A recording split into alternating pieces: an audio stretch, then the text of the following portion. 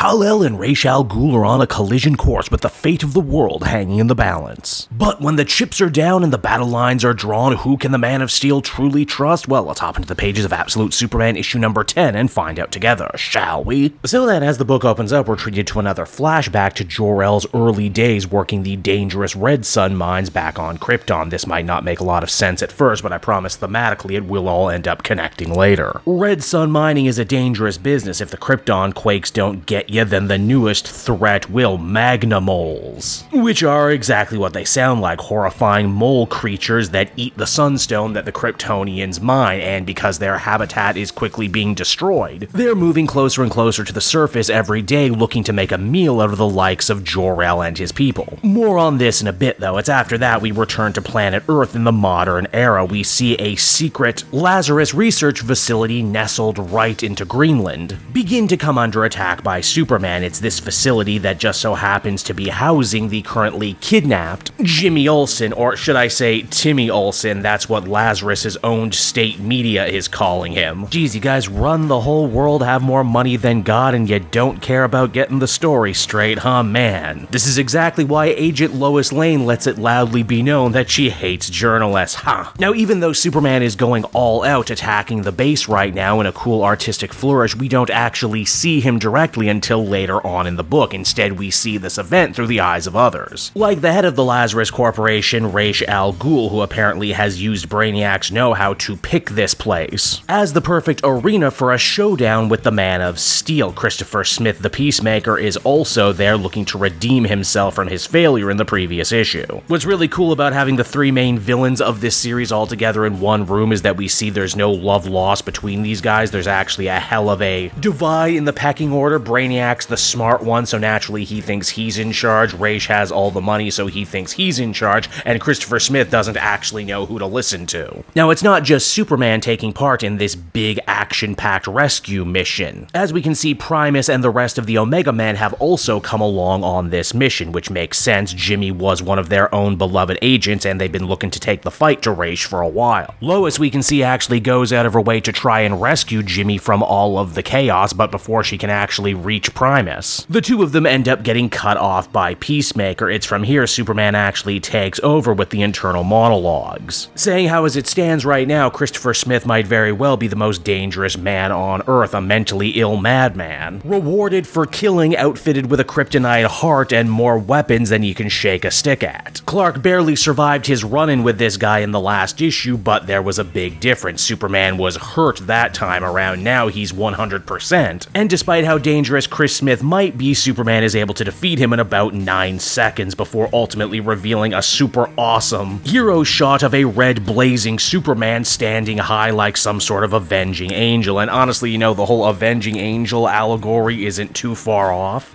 Because now that Christopher Smith is defeated, the question becomes, what the hell is Superman going to do in this situation? He hates this guy more than he's hated just about anyone else, and the urge to kill is becoming more than a little hard to ignore. It's in situations like this Superman thinks back to his childhood, and particularly what his father told him that day after the run-in with the Magna Moles. You see, in order to protect his fellow miners, Jor-El had to kill some of those Magna Moles. He didn't exactly feel great about it, even when young Kal-El tried to put him at ease, saying, well, you know, you were in a bad situation, you did what you had to do. But still, Jor-El just can't forgive himself. He says, yeah, it's a tough choice, but this is a tough world. We make tough decisions all the time. What we must never do, though, is give into inhumanity and cruelty, because once we do, not only are we lost, but the world itself is lost. Still, though, there may come a time when you will feel the need to be the cruel one. Today is that day for Superman, though despite it all, despite everything he's been through, Superman still decides to be the better man and spare the life of Christopher Smith, even when it ends up royally pissing off Primus, who ultimately moves on in for the kill herself, only to be disarmed by Superman. It seems that no one is going to be dying today. Well, that is not unless Ra's al Ghul has his say, who finally ends up taking the field and taking away the kryptonite bullets from Chris. It's here the head of Lazarus finally ends up explaining what his motivation has been this whole time, why he's been referring to Superman as his son. Well, thankfully Obviously, he doesn't mean it literally. But figuratively, though, he does see Superman as kind of a creation of his. He and Lazarus made sure that the world was terrible, was cruel. Something to fill Superman's heart with rage, something that would give him power that Raish hopes that he could use to remake the world in his image. It's an idea that we can see Raish has been fine-tuning for a while now, and that is because Superman is not the only metaphorical child of Ra's al Ghul. Because, as the comic comes to a close, Primus ultimately reveals herself to be, yep, you guessed it, Talia al Ghul, daughter of Raish, who alongside her father are both acolytes of Omega. And so that was Absolute Superman issue number 10, everybody, and overall I thought this was another very fun, very exciting, very action-packed little issue. Yes, the reveal with Talia al Ghul was something I think I called a long time ago. I'm not going to pat myself on the back too hard for that one because it was ultimately kind of obvious. What wasn't obvious, though, was this idea that Aaron is playing with when it comes to parentage. The idea that Raish and Lazarus destroying the planet is 100% intentional to try and create some sort of new, crazy, survival of the fittest style society, which also makes me wonder, hey, was Talia always actually working against her father, or is it more of a double agent style thing, wherein he's cool with her fighting against him because it shows that she's trying to be strong, while also furthering this idea too that the absolute Earth is so messed up and so evil from the bottom to the top that even when you think you're fighting against the evil corpo regime, it too is just another finger on the big hand that is Omega. It's also great too to see a Superman who is so inspired by the memories of his father back on Krypton, but also one who is not 100% beholden to all of the ideas that he was taught. Honestly, in terms of synergy, it actually matches up very nicely with what's going on in the James Gunn Superman universe right now. And overall, I think I'd feel comfortable giving this one another 8 out of 10. Solid stuff.